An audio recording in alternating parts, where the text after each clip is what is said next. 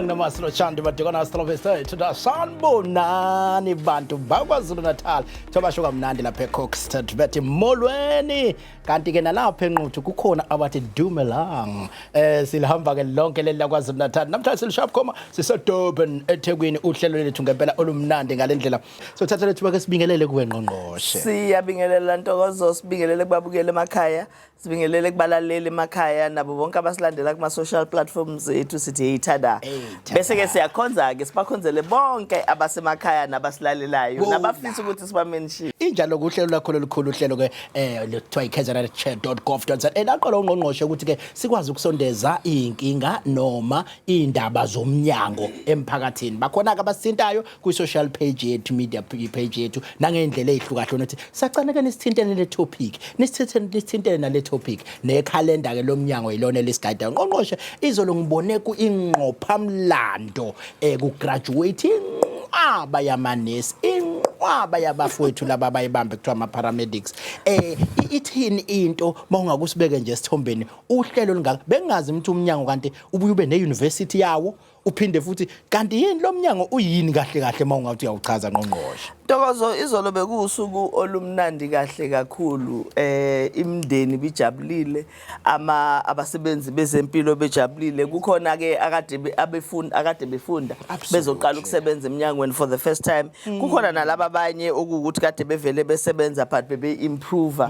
noma bezama ukuthola any qualification so bekusuku oluhle ngendlela ongayazi kusijabulise kakhulu ke ukuthi lo lasuku sil celebrate ngalendlela yezo lazi kuba mnandi ke Ntokozo na uvele uthi sizo graduate abantu kube khona umunye ovela asine nje nani manje bekumnandi ke khona kade besina khona abade becula igospel uyabona nje ukukhombisa ukuthi sijabule ngempela sizwe kuyiqiniso ukuthi sine college Ntokozo in fact sinama college amabili sine college lo nurse sibe ne college la ka EMS so izolo ke besigraduateisa bonke abasebenzi ushilo ke ukuthi beku 430 honors bethu kodwa besine number e170 ama graduates diploma in nursing ebese siba no 259 we advanced diploma in midwifery uyabona ke in the past 2 or 3 years Ntokozo eminyangweni wezempilo bese sihlupheka kakhulu ngama specialists singenawo so siyaqala ke manje siyazakhela ama specialists ethu uthe uHOD uma ikhuluma izolo ichaza wathi it's the biggest number ephumile yabantu abenza midwifery since 2019 ababelethisi so kuyasijabulisa kakhulu ke lokho ukuthi ngempela sigcine sikwazile ukuthi sibe nabantu abangako ekade siba graduateisa izolo ke besino ENA nabo EN about 33 nabo abayingxenye yabantu akade befunda uyabona ke na ungena ebuhlengikazini kunama levels ahlukene kuno professional nurse kube enrolled nurse assistant kube nursing assistant so bonke laba abakumalizinga angaphansi kufuna ufunde ukuze ufike ekubeni professional nurse siyajabulela lokho kakhulu ngoba kwenza ukusho ukuthi abantu uma behleli lapha emsebenzini efike esebenza ebese yabona ukuthi hayi yazi ukuthi ngingayithuthukisa ayithuthukise engaphakathi siyayi encourage ke leyo nto siyaba supporta futhi njengomnyango wezempilo ukuthi noma ngabe ukhona la ngaphakathi kwethu sikwazi ukuthi siku encourage into ke engayinhle kakhulu noma ingasikhalisi kakhulu ukuthi abantu besilisa kade begraduate uzolo ba 47 kodwa uma ubheka u47 inamba encane compared to last year nalonyaka odlulile so siyaba encourage abantu besilisa ukuthi abaqhubeke beze bazo trainer njengoba unyaka nonyaka kuyayivulwe ama applications soke senzela lokho nalonyaka avuliwe manje kade ngibuza ke uprincipal lapha abase college ukuthi kwenziwa yini ukuthi abantu besilisa babe bancane kangakani niyabafailisa yini noma yinini engabathathu mase be apply zacela lapha emaclinic ukuthi ifuna ikhosombana lazo mhlambe nalapha kufanele kube ne college yabo mhlawumbe uthi uprincipal ke wecollege cha bayaba shortlista uma sebeba interview bese noma sekufuna kuqhubeke nohlelo athi umuntu wesilisa hayi sengithola umuntu umsebenzi so uyabona ukuthi kushuthi kusuke ku-apply mhlambe laba basuke bedinga umsebenzi hayi ngoba kuyi-calling ngempela siyabacela ke laba abakuthandayo ukulapha nokuhlenga ukuthi abeze ngoba sikhona isikhala sabo obaba obhuti abafana kukhona abanye abafisayo ukuthi basetshenziswe noma basizwe abantu besilisa so siyafisa ukuthi siyenze leyo call ngempela kodwa ngqongqoshe mhlambe naso ke nje stigma lesesikhona sokuthi inursing ibuke ngathi umsebenzi wabantu besifazane phela ngiyakhumbula nami ngibiziwe kuthiwa ngiyoqala itraining ngangi excited but endaweni lengangikuyona engangihlala kuyona ngangithi mangixoxela abantu ukuthi hey ngibiziwe abantu bebe nakho ukuthi hayi yoba inesi yabo ingabiki into excitement ukuthi wow uhamba uyokwenza so wawuthi kangangoba nami kwakukhona ukuthi hey mhlambe ngizogcina ngingayenzanga lento noma ngoba ipressure yayiba la around abantu kwazi wathi omnyosisi ngiyibika kuyena ngqongqosho wathi hayi mfethu ubuya kumina mawusuyekile ukuba inesi angeke ngikwazi nje ukuthi ngathi awukodwa kanjani inkosi yami manje ke naso leso stigma leso kumele ke sisikhulumise emphakathini ukuthi umphakathi ungabe usuyifaka leyo pressure no kuyiqiniso Ntokozo umphakathi kufuna wazi ukuthi iprofession yokuba umhlengi noma umhlengikazi iprofession yawo wonke umuntu iya ngobizo nje uma ngabe unalo ubizo unaso intshisekelo ngaphakathi kuwena yokuthi uyafisa ukungena kule profession kufuna sibadedele uyabona iyafana nanto yokuthi kukhona ama professions okwakuthiwa abantu besifazana abangeni kuyona kuthiwa abantu besifazana abaye emasoshini ngoba kanama bakhona abantu besifazana abanganiqubula abanithatha bakubekele enawo nje lawo manje futhi nje wona ngqongqoshe uyangisona ukuthi ngaqubula manje akufanele phela isociety ifake ipressure ukuthi unawuye social umuntu wesifazane kusho ukuthi usunobudoda phakathi noma nawuye emaphoyiseni umuntu wesifazane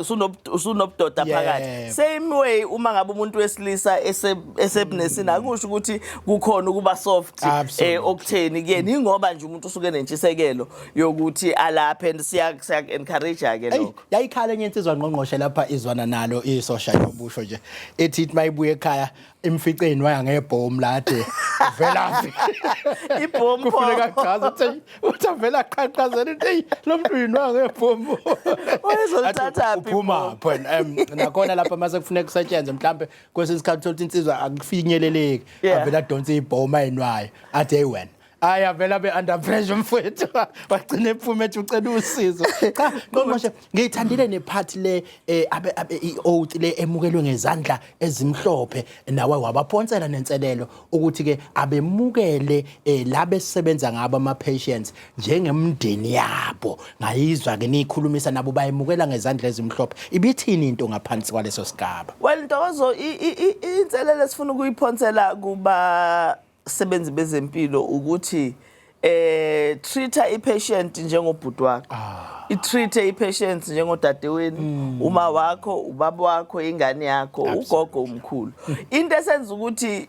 sithi when I see you I see my brother futhi uma ngibuka i-patient ngibuka udadewethu uma ngibuka i-patient ngibuka umfowethu uma ngibuka i-patient ngibuka umama noma ngibuka ubaba ugogo umkhulu senzela ukuthi nawe ngesikhathi uyihlenga le patient wazi ukuthi uhlenga umuntu ngendlela obungakwazi ukuhlenga ama family members akho ilento esishoyo ukuthi abantu ama patients uma efika kuthina kufuna sikwazi ukuthi siwa treat njengama family members siwa treat ngendlela esingafisa nathi ukuthi imndeni yethu itreateke ngayo so iyona colleague ebesiyenza le kuma health workers amasha angena kwi system ukuthi treater ama patients njengomndeni wakho into esikhohle kuyi-Eda Ntokozo ukuthi besingagraduateisi onesi kuphela namhlanje uyishilo ngangangena kuyona ukuthi besigraduateisa nama sebenzi baka EMS ama paramedics kugraduate aba u47 ke izolo and bekuyinto enhle kakhulu ngoba kade kagcina ukuthi kube ne graduation efana naleyo so sijabulele kakhulu lokho ngibabonile ke kodwa befikile befaka ama uniform kunokuthi baswenke bona bathatha isinqumo sokuthi hayi bazofaka ama sebeyinikele vele sebeyinikele isuka nje. Cha insizwa lezi ke eziwuthandayo umsebenzi wazo. No, sibonge kakhulu. Ngqongqoshe siyayibona izinto ziyenzeka ezweni sakhile sibonile kuba nesimo la kube nokublockeka kokungena lapha ya esibhedlela sethu esikhulu kakhulu engisithatha ukuthi isibhedlela sesigaba sokugcina kokulaphwa eSouth Africa noma na kuyiprovince ke okuthiwa nje mase kuhlulekeke yonke indawo umuntu uthathwa siwe lapha eAlbert Luthuli. Sabona kuba nesimo sokungathi kuyavinjwa lapha nodwa bengizocela ukuthi ungqongqoshe nje ake sithatha sibeke ngobungozi bokwenza izinto ezinjalo nanokuphefumula ke kwedepartment ngaphansi kwesigaba esifana naleso. Oqala nje Ntokozo kufuna sichaze into yokuthi uma ngabe kuba khona abantu abavimba ukungena nokuphuma kwama patients esibhedlela kuba inkinga kakhulu.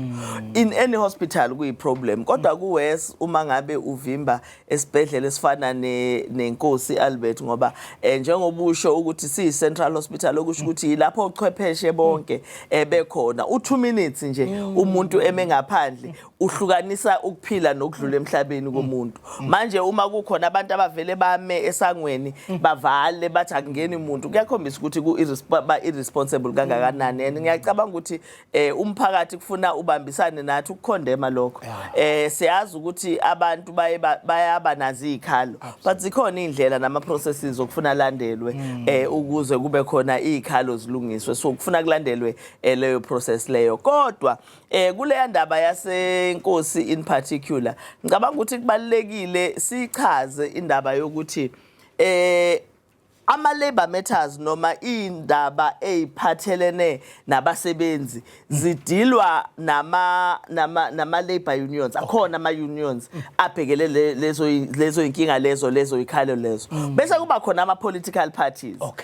Mina-ke ngibhilonga kwi-political party i-African National Congress angibhilongi kwi-union. Abantu be-union uma beneyikhalazo bayazi ukuthi banama-shop steward akhona esibhedlela babe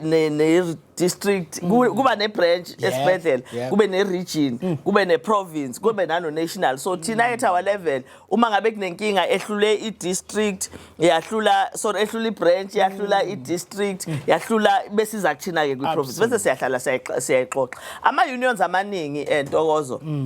bafana no PSA uNehawu uDinosa esisebenza nawo eMnyangweni weZempilo ayazi futhi ayayisebenzisa lendlela yokuthi uma benesikhalo beze eMnyangweni ku-HOD directly noma uma bengakutholi ukujabula badlulele beze kimina and siyayisenze sure ukuthi akhona iba khona indlela yokuthi siwasolve ama problems because phela ama unions nomnyango wezempilo are partners so kubalekile ukuthi sikwazi ukuxoxa so laba abangakhulumi nathi sesibabona emgwaqweni ku unfortunate because wonke lawa amanye ama unions ayakhuluma and ayikho union evaleleke ngaphandle noma ngabe ubani uyakwazi ukusibhalela ucela umhlangano ukuthi kunenkinga ethize sicela sihlangane ngalolu suku sizavele uma singekho ngalolu suku sishe lunye usuku siyiavele bese siyaxoxa lolu daba so ngizama ukuchaza ukuthi indaba ekhuluma ngabasebenzi nokuphatheka kabi kwabasebenzi nokungabi happy kwabasebenzi umthetho wase South Africa uthi ulandelwa iLabor Relations Act and iLabor Relations Act ikhuluma ngama unions ikhuluma ngama representatives manje ke kodwa labe sibabone laphana eNkosi sibona ipolitical party okuyiyona efuna ukuzenza iLabor Union ipolitical party ke Ntokozo noma yipi inayo na indlela yayo abanye babo futhi leyana irepresentiwe eParliament irepresentiwe eShayamthetho ilapho kufuna baphakamisa khona izinkhala abanazo hayi ukuthi kube khona political party eyovimba esangweni ebesivimba abantu ngoba kumanje asazi ukuthi bangakho abantu abadlulile emhlabeni ngenxa yalesa senzo lesiyana so siyayikhondema kakhulu leya action ngicabanga ukuthi into ekufuna iqhubeke yenziwe kodwa ngiyafusa ukusho ukuthi inhloko yomnyango izolo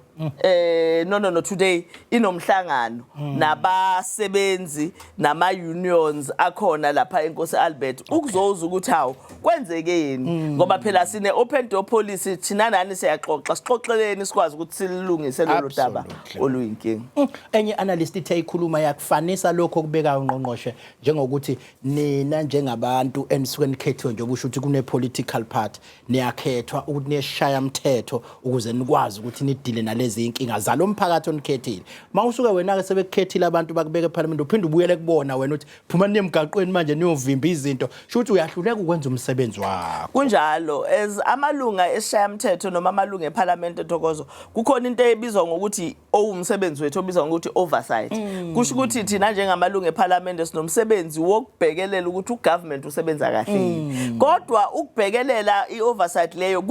igovernishwa umthetho ukuthi uyenza kanjani awuveli uthatha abangani bakho bonke uthi asambeni siye lapha esibhedlela cha ulandela umthetho uyabhala ubhalela isishayamthetho ubhalela iParliament ubhalela ungqongqoshe ngicela ukuya kulesa sibhedlela ngicela ukuya kulesa sibhedlela ngoba phela ngingedwa yimina yedwa imember weParliament angihambi nabantu abangikhethile ngoba ngithi bona bangikhetha ukuthi angibamele sekuyimina okufuna ngiyokwenza lo msebenzi hayi ukuthi ngivele ngifike noquqaba esibhedlela ngithi ngizobheka ukuthi kusetshenzwa kanjani umthetho awukuvumi lo ayi kunyaka ngqongqoshe ngifuna ukukhumbuzisa nje abalaleli ngeFacebook page yomnyango ukuthi sasiyakhele ukufisa ukuxhumana nomphakathi siyesifiseke ukuthi ke beqonde ukuthi ke kunabantu abahleli beligadile ipage ingakho uma ukuthi uyabhala noma yini oyibhalayo ubona sebek-inboxa kwesinye isikhathi noma bekucela ukuthi sicela us-inbox information laba ke abangena bethuka inhlamba ngqongqoshe cha asikubeke ukuthi hayi ngeke sibaxolele ba asilakhelanga ipage ukuthi sithukane lapha ngenhlamba nanokuthi mawusuke usuthuka inhlamba usuke usuthuka nabanye phela abadinga usizo abala epageni ingakho ke ngibazwileka abanye bethi bacela ke sivule bafuna ukubhodla bacela ke sivule bafuna ukuthi manje ke musukubhodla ngenhlamba bodla nje ngendlela ehloniphisayo ngoba mawufaka amazi aneswane uthuka sizokukhipha thina lokho ngoba sisuke sathi khona abantu abadala bala nanakho ke nje kwakuvelapha ukuthi umuntu usiyothi mawukhuluma ngoba phela i-social media yikho kuthiwa i-media kuyafana nokufonela emsakazweni wakwafona emsakazweni bese uvela uthuka inhlamba nje uthuka abantu uthuka inhlamba asikwenzi lokho nayo ke social media asifundisaneni bakwethu awukwazi ukuthi uzothi ngoba abasiwa ama robot abantu umuntu wangempela osuke lapha awukwazi bese uyathuka wena ungene ngenhlamba lokho ke bayakhala abantu bacela sibayeke basithuka baze bethi sicela ukubhodla ngqongqoshe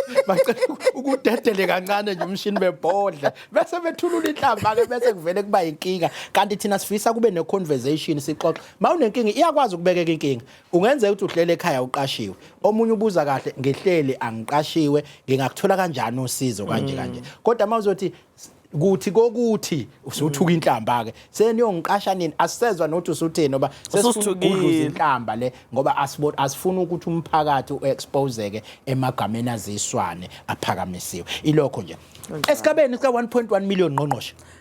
Dokozo salokhu sibacelile abantu bakithi ukuthi abaphume phela ngobuningi babo babuye labo u1.1 million uthi close the gap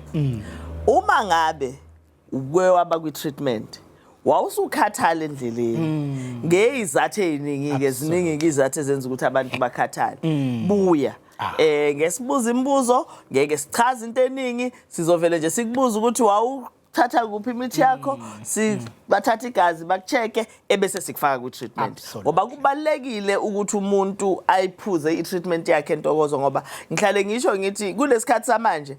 abantu abanesifo sikashukela bayawuphuza umshanguzo umuntu onesifo sikashukela ntokozo uphuza amaphilisi for the rest of their lives absolutely kuyafana nama ARVs umuntu one BP same thing uma nje sike yatholakala usuhlala ku treatment so akufanele abantu abaphuza ama ARVs babe namahloni noma babe nenkinga ngokuphuza amaphilisi abo so sithi ke ababuye bazophuza amaphilisi kukhona nalabo ntokozo esibafakayo nabo kulo 1.1 million esifuna ukuthi ubuye laba abathi sisendaweni ezithize mhlambe siphume ngomnyango bafike batesta bayithola ukuthi ba positive sase sesiready sithi hayi ke sesicela ukunika treatment bathi hayi icela ume kancane ngisafuna ukuyokhuluma ekhaya ngisafuna ukuyolungisa ngisafuna icounseling ngizobuye ngibuye bangabe basabuya wahamba kanjalo sithi ababuye nabo bazongena ku treatment ngoba noma ikhambi lingakabi khona kodwa ama ARVs ayalthi liyayithithibalisa ngempela igciwane ugcina uma ngabe uliphuza ngendlela eshiwo odokotela onesi gcina lingasabonakali emzimbeni. So kubalekile ke ukuthi abantu bakithi babuye ngoba kulesikhathi samanje akekho umuntu okusafuna adlule emhlabeni Ntokozo ebulawa isifo sengculaza noma isandulela ngculaza ngoba phela ikhona imishanguzo ethithibalisayo. Uyazi ukuthi besikwi conference AIDS conference ngicabanga u 2 weeks back. Yeah, 2 weeks back. Kukhona umama uthi uyakhuluma nje ube engage usethi cha yena use retire uneminyaka ewu62 or 63 I think she said. Uthi uneminyaka ewu30 ephila naleli gciwane 30 years ephila naleli gciwane. Uthi kodwa kulo 30 years una 20 years ephuza imithi ephuza ama ARVs. Nawumbona Ntokozo uyaphila nje uphila impilo enormal efana nawe wonke abantu. Ngifuna ukugcizelela lokho ukuthi uma ngabe uphuza amaphilisi waphuza ngendlela okuyiyona yona impilo yakho izoba normal. Ngeke udinga ukuhamba uyichaza ukuthi hayi ningibona nje mina ngiphuza amaphilisi ani ngoba akekho omunye umuntu oyichazayo. Wena nje kufuna uphuza amaphilisi akho kuphela wazi ukuthi impilo yakho iyabuyela esimweni. Mina nje ngqongqoshe ngize ngithi mase sixoxa nabo sihlale sidla lezi zinto lezi engasho la eredweni ngibatshela ukuthi okuyibuza nje mangathi wakhona umuntu ohlala engadli ke sengisho ukudla ke nje ehlala engadli nje lo muntu loyo naye angashona ngithi nawo ke amaphilisi ethathe nganga ukuthi ipart of ukudla ukufuna ukudla njalo ngosuku ngoba mawungaphila ungadli ungaba umuntu ongagcina ushona nawo amaphilisi ke mawuzolokhu wabamba nje insizwa lapha yayizicupha ifoni la ukuthi phili bese iyakhala njalo ifoni ibonakala kubhanyaza lapha phili hey wayibona usisi lento wathi ubani ophili yokufonela njalo kwamela ichaze lento abase behlala 2 years ndawonye uthi hey noma manje sisiwami uphili isikhathi sami lesi sokuthatha iphilisi usothi iphilisi lani uthi lona hayi kunephilisi athi ngilibone mayikhipha hawu kanti udlala iphilisi engidlayo bahleli ke bobabili kanti bahleli bobabili abaxoxelana ukuthi bathi iphilisi enye into ke ekufuna singayi encourage loyo ukuthi ngoba uma ngabe udla iphilisi vele asikho isidingo sokuthi uqohamba uxoxela wonke umuntu emhlabeni kodwa umuntu ouza kwenu enshare naye ingubo kufuna phela azi ukuthi udla amaphilisi nokuthi udla amaphilisi kanjani. Enye nje yento ukuthi nizokwazi ukuthi nigqugquzelane nikhumbuzane ukuthi hayi uphiliwe usumbambile yini lapho. Uyabona nje kuyenzeka Ntokozo sambe sele emakhaya kunomsebenzi umuntu abe busy le umkhonyana noma kuphithizele noma kotabele kufuna ke kube khona isikhathi sokuthi hayi ke kuyavunyelwana ukuthi hayibo njalo Mpembu leso sikhathi sethu mina nawe sokuphuza leyo ndaba. So kubalekile ke ukuthi uza kwenu othandana naye azi ukuthi uphuza iphilisi nokuthi uphuza iphilisi elinjani. Ngiyazi ke kodwa ukuthi bakhona abanye othola ukuthi sekudlula isikhathi eside engakaza azamtshele so sekunzima ukuthi aqale manje. Sinawo ama services eminyango nezempilo ukuthi uze kuthini uzosixoxela ukuthi hey nginomakoti lapha sengihlale naye u2 years 3 years kodwa ngikaze ngimxoxele ukuthi ngidla amaphilisi noma nginomkhwenyana anike ningisize phela ningixoxelele sixoxe naye nikwazi ukungisiza ukuthi ngimtshela kanjani siyasizana futhi nalapho. Sike sathi sihlangene ne-youth ngqongqoshe bawubuza lo mbuzo youth ke engisenkinga ngqongqoshe sebengibiza ngobaba kodwa ke abangishiye esigabeni sikababa kuphela bathi babomdala yabona masukuleso sigaba ke suke sekugugekile impela bathi manje babomdala bebuza into ukuthi ke kuba yinini la okuright khona ukutshela umuntu uthi nje wonke umuntu ohlangana naye emgaqweni asawona sesiwazi wamuhle nginengculazi bese uyaqala ukushela uthi ke bathi isiphi isigaba la engiqala khona ukutshela umuntu entweni phela yokufuna ukuthola umuntu engihlangana naye ukuthi ke sengiphila naso njalo isifo kodwa ithi into kumele wonke nje umuntu engimshelayo la endleleni ngiqale ngayo leyo nto noma kodwa ke kwakuyi debate abefuna ivuleleke ngiyazi ama opinions maningi nami ngizobashiyela emakhaya ukuthi bathini kodwa mhlawumbe nongqondo kuyi discussion okufuna sibe nayo Ntokozo kodwa kuyiqiniso ukuthi ngeke ngihambe ngixoxela wonke umuntu emgwaqweni ukuthi ngiphuza liphi iphilisi angikwazi ukuhamba ngimisa nje sawubona ngidla iphilisi ngoba phela kashulekela ngiyenzi kanjani kodwa uma ngabe usubona ukuthi indlela ngokwami uma ngabe usubona ukuthi indlela yenu isiyasondela lapha lapho sezofika khona idinge ukuthi ningene embhedeni. Anikwazi phela ukuya embhedeni ungazange uyichaza. Ngoba kufuna akwazi ukuthi ubani nami angazi ukuthi ngubani. Bese ngiyachaza ukuthi ayike sithandwa sami njengoba ungazi ukuthi siyathandana ngiyabona ukuthi sesiyalaphana lapho siyakhona mina ngiphila lempilo. Ngeza nayo leyo ngqongqoshe ngangawina ke kulezi ama 2000 oba zithi hayi siyakubona baba uthi unama 70s impela thina ngini manje umthola namhlanje ebusuku kwenziwa ukhala manje ke uqala ninike lapho kulawo ma-hour uyayichaza uma ngakwazanga ukuyichaza kulawo ma-hour protection absolutely protection ikhona emnyangweni wezempilo sinawo amakhondom abantu besilisa sinamakhondom abantu besifazane yingakho uma ngikhuluma nama 2000 Ntokozo ngaso sonke isikhathi siyaxolisa kubantu abadala nakhona abasilaleli nezingane eziseduzane kodwa kufuna siyikhulume le ndaba uma sikhuluma nabantu abasha sithi umuntu omusha nomuntu une-responsibility yokuyivikela yena awukwazi ukuthatha impilo yakho uyibeke ezandleni zomunye umuntu okusho ukuthi into yokuvikela ayibe kuwena isikhali sokuyivikela asibe kuwena umuntu wesifazane une-responsibility yokuphatha sakhe isikhali sokuyivikela angasebenzisa amakhondom abantu besifazane noma phansi abantu besilisa umuntu wesilisa naye akaphatha sakhe isikhali sokuyivikela because in the process uvikela yena avikele nabantu abathandayo ngoba ngesikhathi uya embhedeni ningavikelekile Ntokozo wena uhamba nokwakho ukugula ufika ukushiye kodwa uma ungenakho kungenzeka ufike uhlangane nakho phambili kanti wena uyivikelanga so umuntu nomuntu akaphatha isikhali esandleni sakhe sokuyivikela. Ngqongqoshe futhi sicacise emakhaya ngoba siyazi balilandela kakhulu uhlelo lethu emakhaya bazivimba besitshele esikushoyo la hayi ukuthi sigqugquzela ukuthi abantwana baqale ukuyifaka ezintweni zocansi sikhuluma nalabo sebevele bagaxele baphakathi manje bangenile so ke singathathwa ukuthi sibuye size la sizogqugquzela. In fact Ntokozo i-message yomnyango wezempilo ABC absolutely wawuqale kanjalo kulokunjalo u-abstain u-B ube faithful u-C ucondomize u-abstain lo sekuqaleni uthi zithibe siqala ngakho nje sithi zithibe so izingane zethu ezingakangena emshikashikeni ocansi sithi zithibe ungaze ungene ngoba iyona into esigqugquzelayo yingakho Ntokozo sihlale siba nama relationship noba sibe nobudlelwano nomama abawonomehlo abahlola izingane ngoba sifuna leyo nto igqugquzeleke iqhubeke ngengamenywa nje la eThekwini I think about 3 weeks ago lapho kwa iTheku laliyovalelisa izintombi zabo emhlangeni beautiful sahlala sathola ithuba lokuxoxa nezingane saya nasemhlangeni nginohlelo engizolathenda noma engizoba ingcenye yayo elenziwa udadewethu Ndoni umculi kaMaskanda aphinda sini naye wenza uhlelo olufanayo kukhona abambisene nabo abagqugquzela ukuyithiba siyingcenye yalokho ngoba siyafisa ukuthi abantu abasha baqale ngokuyithiba kodwa ke ngoba thina somnyango wezempilo kufuna sibe neqiniso siyazi futhi ukuthi kukhona laba sebedlulile kuyithibeni kufuna sibakhulumise nabo ingakho ke sithi laba sebedlulile asebehlulekile ukuyithiba ababe faithful ngamanye amagama babhekane nophathini owodwa ufuthi uma eqeda ukuba faithful basebenzise ijazi likamkhwenyana nelikamakoti ngoba sekhona omabili. Kade ngisakutshela Ngqongqoshe uthi le genge ama 2000 ngicisha umoya kakhulu ithi baba besingami lapha ithi omdala kodwa ke zikhona le zintombi ezikhulile zithi na hawu mfana wami siyakubona lapha ku TV uyazi ku TV ubuke kumdala kanti uyingane ebese liyabuya ke ithemba kancane intombi endala ngikhonze kabi zingibuyisela ithemba cha Ngqongqoshe siyabonga kakhulu ukulolu daba silithola selicacisekile iviki leli esikhuluma ngalo i-albinism awareness month lesikuyona nala sike sikhulumisa ukuqwashisa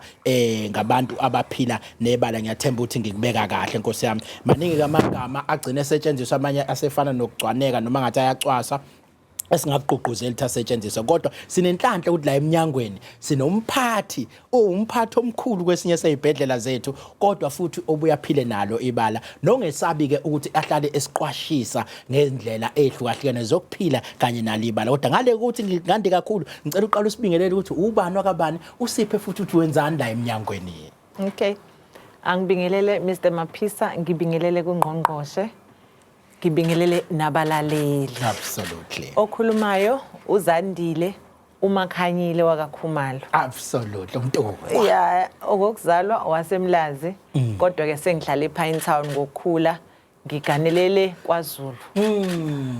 Ngisebenza ke la eminyangweni wezempilo njengo CEO, Chief Executive Officer. Bengayazi entimeleni. Phela ka health iningi izinto kuyanqona uPA, NPA, wona no CEO, no CFO, no CEA. Kuningi nje. Yeah, kuningi impela. Usebelene ku CEO, Chief Executive Officer. Wase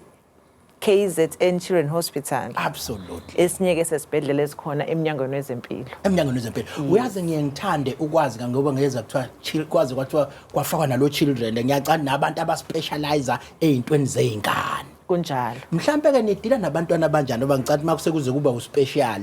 kukhona izimo ezithile nisuke nibhekene nabo. Abantwana abanjani enidila nabo esibhedlela? Okay. Kusho ukuthi abantwana esidila nabo lapha yilabantwana othola ukuthi ekuzalweni kwabo angithi ingane mayakheka esibelethweni sika mama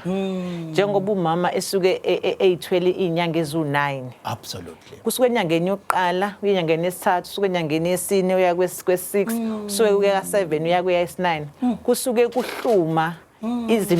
izakhamzimba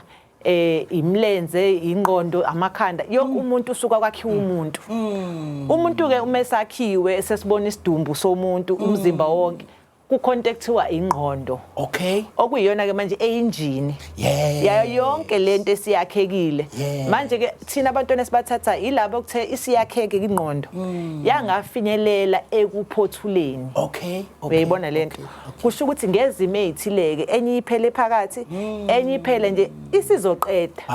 Enye ivele mhlawumbe iphele la ethi yaqala yakhiwa uyabona. Manje ke lawo bantwana ke baye bafike lapha ke bese sibaxilonga ukuthi ke lo ngabe yena yafikaphi kwaba ngwayini singenze njani ukumlekelela ukuthi akhophe noma awazi ukuphila kulesi sikhathi. Ngoba mangicabanga mawuthi injini umqondo kusho ukuthi yonke into eyenzeke emzimbeni itshelwa ingqondo ukuthi wena khula kanje zinwele mila mlenze nyakaza tolo madoro mlomo khuluma doro rengaro yonke into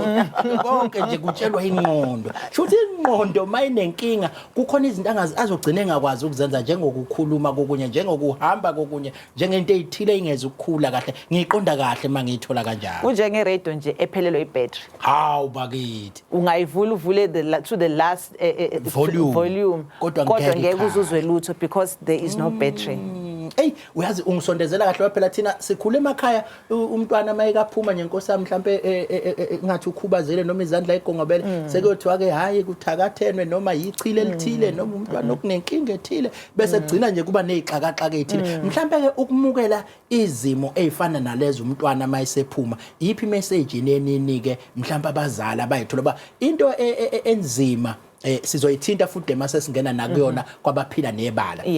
Ma uma esakhulelwe sonke suke silindele ukuthi kuze umntwana kuza this mase ufika lapha senizobona umama mhlambe sebelethile kulaba ke insizwa lezi engajwayele ukuthi zime naye la icene ombhede ngezwe kuthiwa sekumiwe ecene kombhede nibambisane nangezinhlungu lapha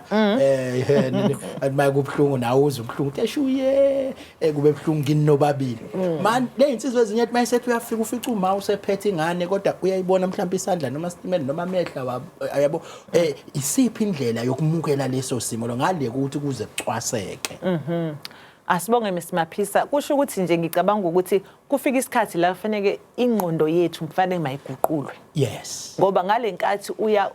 lapha engubeni akade ungqongqoshe ekhuluma ngayo ukungena nje uyombatha nomuntu kufanele ukulindela ukuthi khona umphefumulo ongaphuma lapha. Now uma uye engubeni iya with full responsibility ungaye engubeni ngoba kumnandi into oyiphuzile. Kufanele uye engubeni wazi ukuthi ngizothatha umthwalo ukuthi noma ngabe yini ezophuma lapha emva kwengubo into yami. Futhi uma ngabe uthi i-wrong kushuthi nawe khona ubwrong obukhona obula kuwe. Nokho ke noma ziningi izimo nezinto ezingaba imbangela yokufinyelela lokhu kungaphothulwa kwengqondo ukukhula kwayo. Kodwa nje kafushane ngingathi mina kudinga sifinyelela kodwa khona ingqondo zabantu ukuthi nje icabanga lenkathi usayombatha ukuthi njalo lapha engibatheni kunokuthi and mase kufikile yini mina ngilindele ukuyenza ngoba noma yini yaphuma kufanele wazi ngelanga mhlawumbe ngaphuma uyikhanda elinesifuba kuphela kungekho konke okunye manje ke zibuze ukuthi mase kwenzekile lokho ngenze njani mina isipho umntwana ngithi esivele enkosini so ke isipho kukwena ke most rejector u reject inyama yakho ayi wathi omunye ke ngobusho kushuthi ke ngoba uthi kulindelwa noma yini baphuma ke abantwana sebe5 uthi lo ababanike laba abanye siyabuza ababani laba abanye manje ke kanti ke nase ngiyakuzwa mawuthi lenda siyilindele uthi ke ingenzeka yebo Futhi yena wakho uyedwa kulo 5 cha phela uyazi vele yena nje wayebeke nganye manje ke kanjani abanye akayichaza lento ukuthi ihambe ifike abantwana ke mhlawumbe niyibone be representa ngezinto iziphi mhlawumbe ongasitshela nje laba siyasibone lokhu nalokhu ukukha nje phezulu okay ukukha phezulu ngenxa yongaqedi ukuphothula kwengqondo ke kwenzeka ukuthi ingane ayikwazi ukukhuluma ngoba information iqhamuke engqondweni okay njengoba nje kwesinye isikhathi uthola ukuthi abanye banalezi izandla ezi-stiff ingoba immobility ishayelwa phezulu nayo ukuthi alisuku unyawo uhamba left uthi right manje akekho ohambisa lo information kusho ukuthi kufika kwabo ke masibuka lezo zinto omunye umbona ukuthi uyakubuka kodwa aka respond momdlalisi ingakho sithi ngane mayizalwa mayivela nje kunalezi insuku ezibalekile Mr Maphisa ezu1000 enganeni mayizelo iphuma nje stream zi precious lezo insuku kufanele njalo ukhulume into positive look at your child ukwazi ukuthi communicate naye ukuze ubone ukuthi uyayithola yini feedback ngoba ingane ingelikhipha igama kodwa izohleka uzoyibona inyakaza kwenye inkathi uma ukhalisa okhenxekhenxe uzobona ngoba imuva ukuthi yes ukhona into ke lesi bese uyabona ukuthi khonto eyizwayo kodwa khona le uzokwenza konke lokho ithule sekuyisign yabona sekwa ama red flags ke lokho kufanele manje kuyikhathaza izona zonke ke lezo ingane kangangokuba nje sesi activate nokuthi lezi ezelwe kuzona zonke ibhedlela sikhuluma nabanye aba-30 abayilethe lapha ukulandela imiguduko ekusuka eduze kwasekhaya zize ifike ngoba uma ukwazile ukuyibona lento kule insuku ezu1000 kukhona okulungisekayo ngoba sikhona abanye esiphule ngempela kuthiwa akahambi uyothi yabona usehamba ama therapy lawa kwasha kwagcina izibhedlela ubona usuyahamba futhi endaweni futhi ke ukubaluleka ukuthi ni station kwazi ukusibona isimo bese niyaphuthuma nimlethe umntwana akwazi sasizakala kunjalo nokuba present empilweni yengane absolutely angeke lezi zinto uyibone uma ingane yakho njalo igezelwe umuntu ngeke lento uyibone uma ubaba njalo ufika sekulelwe ekhaya ngeke uyibone lezi zinto uma umama njalo uanti ingane yakho fanele ukwazi nebala elisesiswini nomkhango nani ngoba ila ubona khona ukuthi ayi lo akachami njengabanye owakho umchamo uphuma wenzi nje noma lo wenzi nje leyo nto siyakutshena ukuthi enye into ke thina abantu sinenkinga ukuthi enye into ithi ibalulekile bese sithi hayi uyaluza nje lo uyavilapha yebo ingane ayikwazi ukuvilapha ifika nje emhlabeni khathazeka nje ingane yakho mangabe ingagijima segijima ezinye khathazeka uma seyiqala lesi baba mama yakhe ingasho kwenze njani khathazeka bese kulandela imiguduke okufanele hey ngiyabonga ngoba baningi abazali omunye nje kusuke okokuqala uzokhumbula nje ukuthi baningi abantu othola uthola ingane okokuqala akazi ukuthi kufuneka enze njani ebese lezi zinto angakwazi ukuyibona ingakho ke sithi asibasondezele ngalolu hlelo but ke indaba enkulu besize ngayo inyanga yabaphila nebala okwabonakala ngezikhathi ezidlule kwakunzima kakhulu kuneyinkolelo eziningi ngabo engikholwa ukuthi ke eziningi zazo sesikwazile ukulwisana nazo ngiyakhumbula nje ngikhule kuthiwa mina bavele banyamalale nje wangibuza omunye nawe wakwangibuza lo mbuzo ukuthi wakwaya ukuyomncwaba umuntu webala ngase ngikhumbula ukuthi yazi ngempela njalo akazi kodwa ke siyesizwa abanye besho tadebeyile beyoncwaba kwakhona lento bayanyamalala nalento uthi kwenziwa ngabo izinto ezihlukahlukene kodwa ke ngithela ukuthi sesidlulile kuleso sigaba but ke mawusuxoxa nomuntu nje osekhaya ngabantu abaphila nebala uye ubachaze ukuthi abantu abanjani uma uchazela umuntu nje umuntu onebala umuntu ofana na wonke umuntu into ahluke ngayo nje ukuthi uma yena akheka ngoba phela insingane yakheka ngale kathi siqala ukumbatha uma ke nje ushopshop wafika waqhofoza uqala kokwakheka kwengane uma leyo ngane yakheka lapho abazali bobabili benale gene emutated. Angithi imasikhuluma ngegene sikhuluma ngalento enofuzo. Ene-information yofuzo ukuthi unifana nobani nofana nobani. Ongathola omkhulu bomkhulukazi kudala. Injalo indaba. Now lento ke le gene ke mutated uthola ukuthi ubaba unayo umama unayo. Akwenzeki ukuthi kube oyedwa.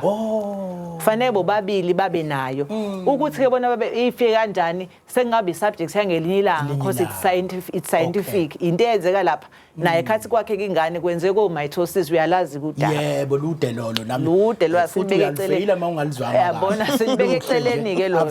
Kodwa la siyakhona njengoba ephuma umntwana ingoba abazali bakhe bobabili bebe nale gene. Waphuma umntwana esenjani esenebala elimhlophe. Kodwa bona abazali bebengemhlophe ngithi. Bona bayini bangama carriers. Bangama carriers ale gene bahamba nayo. Yes, umehluko nje iloyo. But ke ngaphezulu kwalokho ukuthi ke uma umchaza lo muntu le gene ke aphume nayo njengoba esemhlophe kanje into yena emenza manje ahluke akekho protected kuma sun rays. Because njengoba emhlophe kusho ukuthi akanawo lo mbala o brown imelanin. Imelanin iyona letha ishield. Njengoba nawe nje ukudlala elangeni uzudele uyayibona le ndaba. Kodwa mina kahle kahle angidlalela elangeni. Kodwa nje kufanele ngifike ngiphole ngiyitshele nje ngibeke neumbrella yabo ngibeke yonke into ngibe right.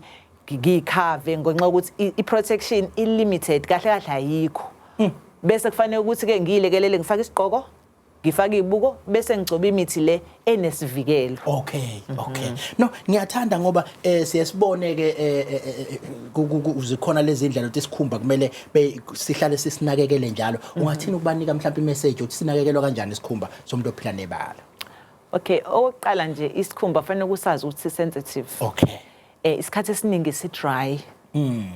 Now kubalekile nanoma yini oyigcobayo don't bring izinto eziharsh into yayibona eshisayo yayibona ehluphayo ngoba vele si-sensitive isikhumba. Kubalekile ukuthi ngalenkathi isikhathi esiningi ngithi mina lento ayiqalwe umntwana esamncane. Mise nje koma dermatologist laba beodokotela beyikhumba nabamehlo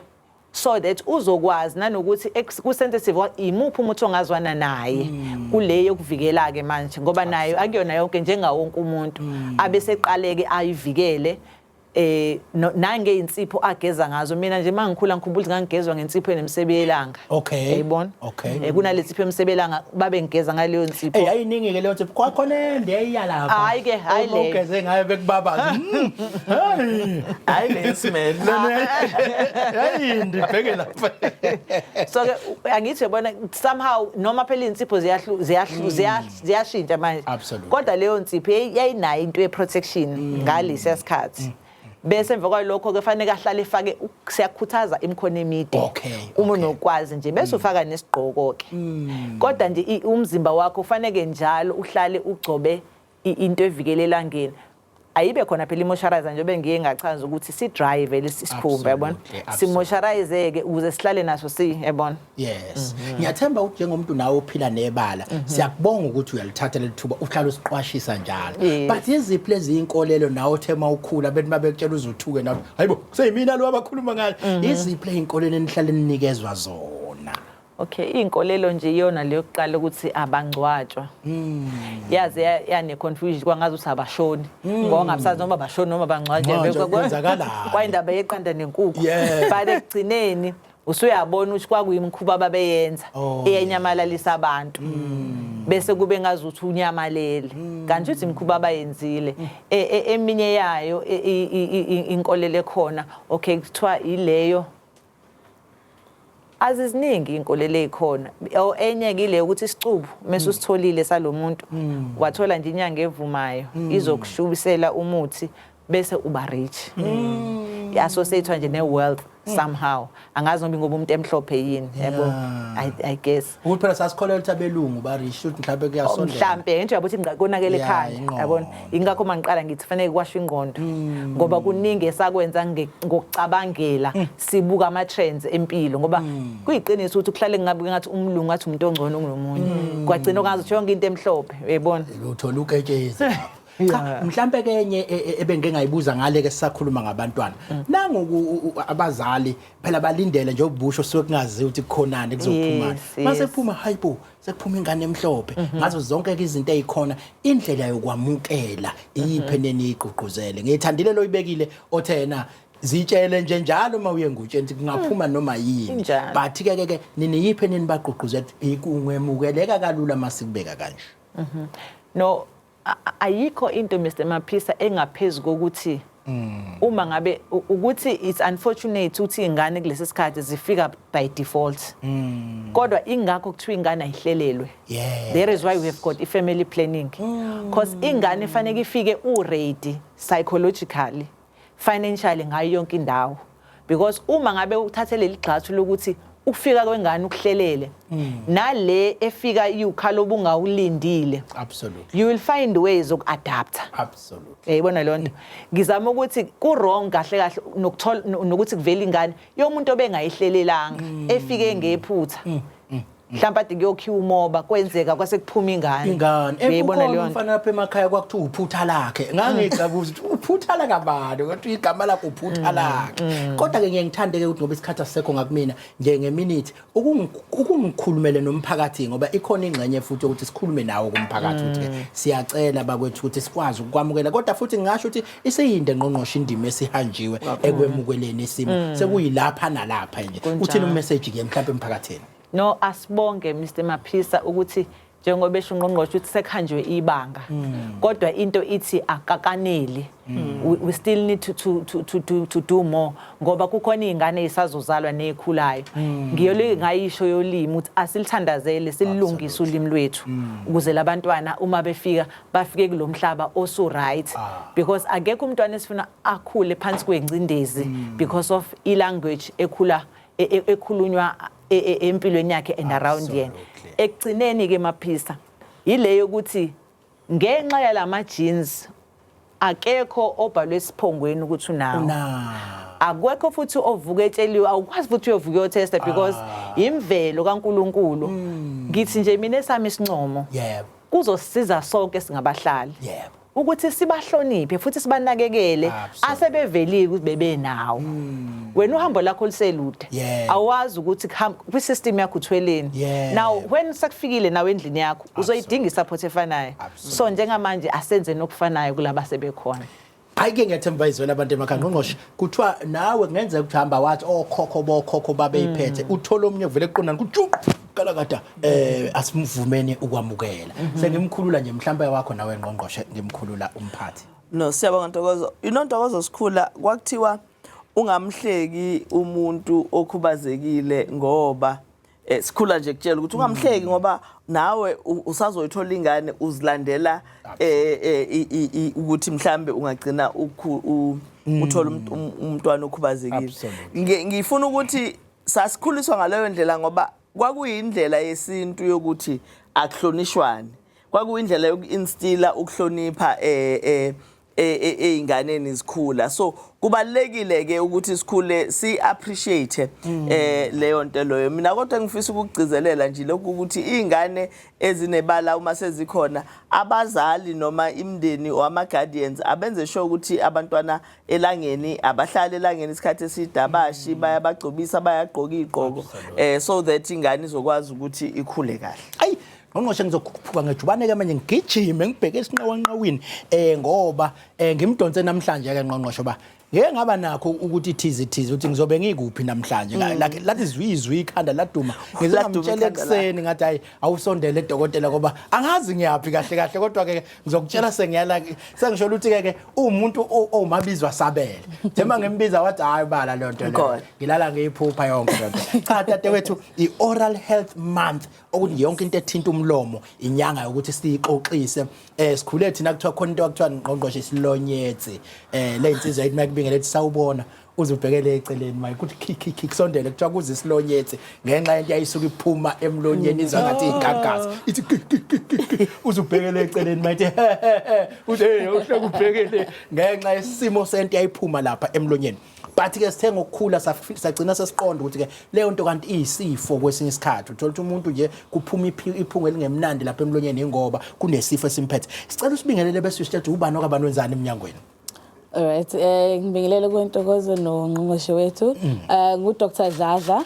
Raisa Dladla, ose kwaMashu Community Health Center, which is known as ePoli. Yes. To be specific, ePoli entsha. Yeah, ngidabuka enkandla kodwa ngihlala ngiphulela eThekwini. Uzazugcina uyasiphile phela emakhasi bezivakashe. Ngoba phela inkandla nongoma kucisha kusondelane. Mase singapha siyasuka ngaNdawo. Yeah. Absolutely. Cha, bengizothi ke mntathu awusibeke esithombeni uthi kubaleke ngani ukunakekelwa komlomo nje. Okay, ukunakekela komlomo kubaleka ngokuthi okay, oral health basically ngiyachaza ngokuthi optimal health yomlomo ila ungekho khona inhlungu emlomeni ukwazi ukuthi communicate without any complications a nice or healthy smelling mouth nomuntu wakamnandi onuka kahle that's oral health in general ngasho kanjalo ukubaleka obviously umlomo into esisebenzisayo no daily basis ukhuluma interacting nabantu ukhuluma nabantu so to make sure ukuthi i-health yomlomo isezingeni la ifanele bekhona obviously kunezinto esifundisana esiqhuquzelayo in order ukuthi sifike lapho. Absolutely. Ukuhlanzeka kwawo ke manje yini ekufanele ngiyenze ukuqikelela ukuthi sikhuluma ukuthi uhlanzekile umlomo. Okay, ukuhlanzeka komlomo ngingathi into esiyaziyo sonke ukuxubha komlomo. Okay?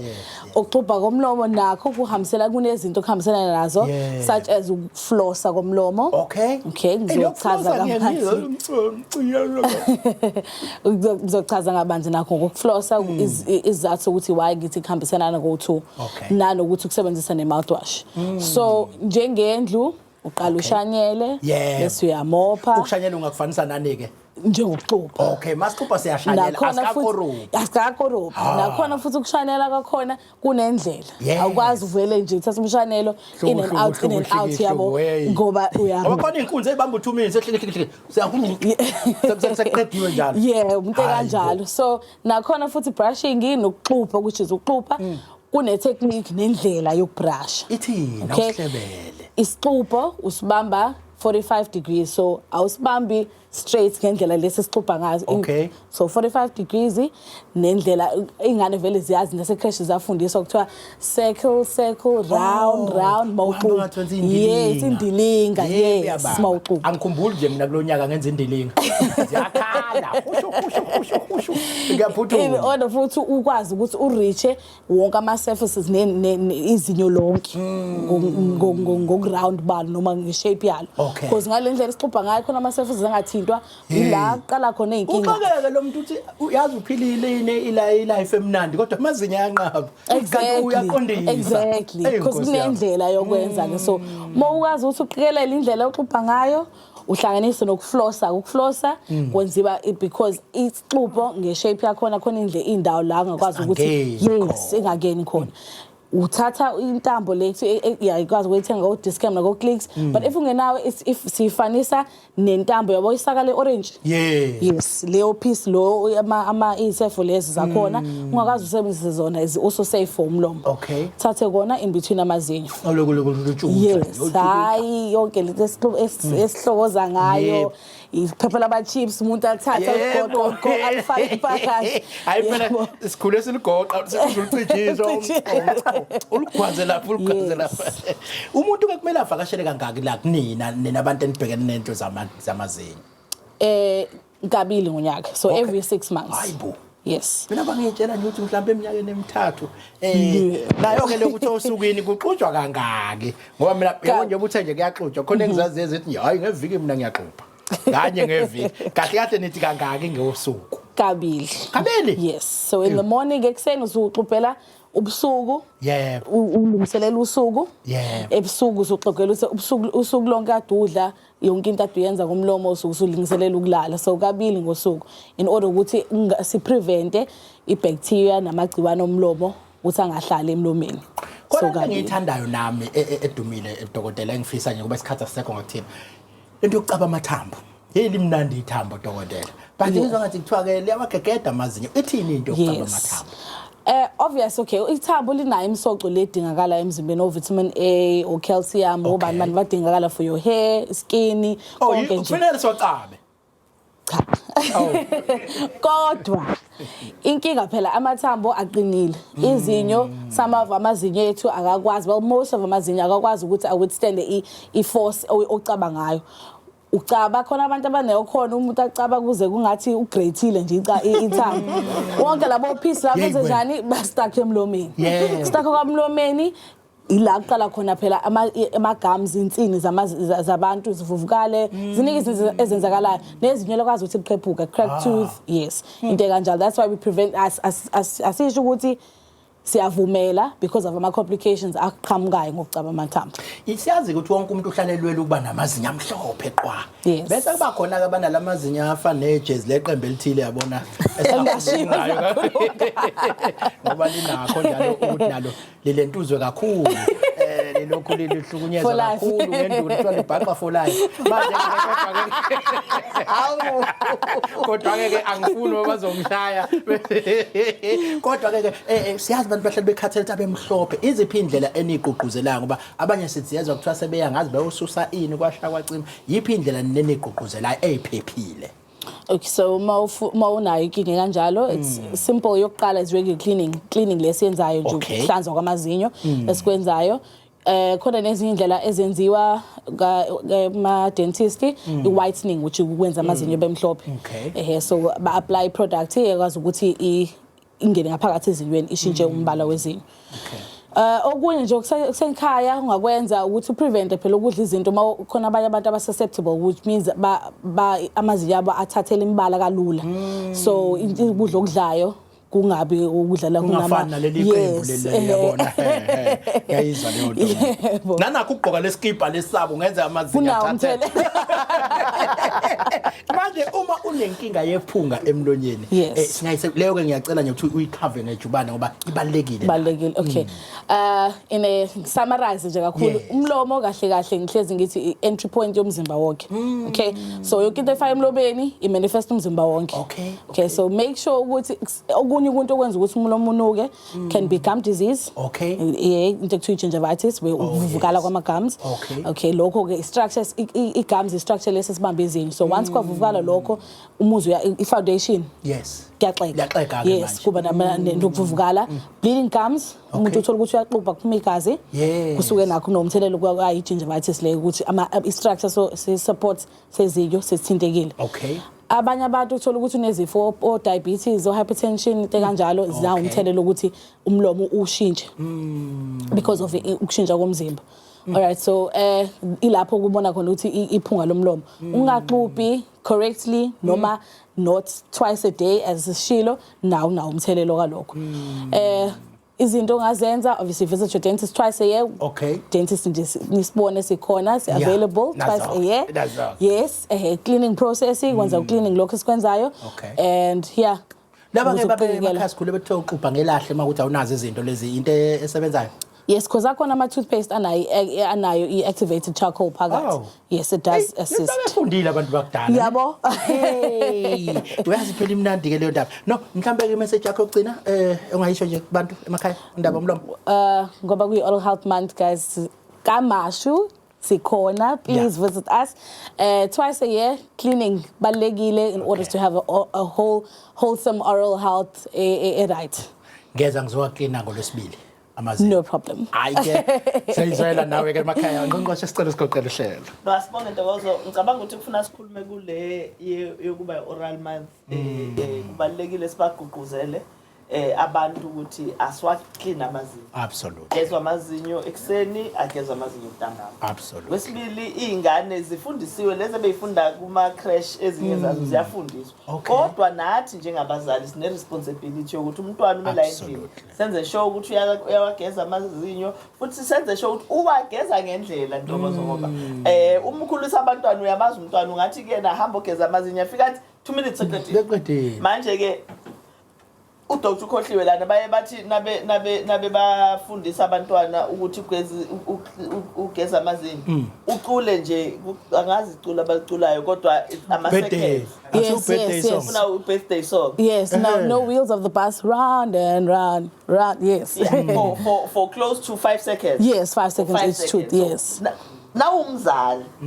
yebo uyamfundisa umntwana ukuthi awaclean umfundise nalokho yabo wazi umfundisa leyo nto ihlala nayo impilo yakhe yonke umntwana akayishintshe so kwenza ukuthi ke impilo yamazinyo yabantwana ibe right siyafisa ke ukuthi sithi wozana eminyakeni wezempilo sinalo lolu hlelo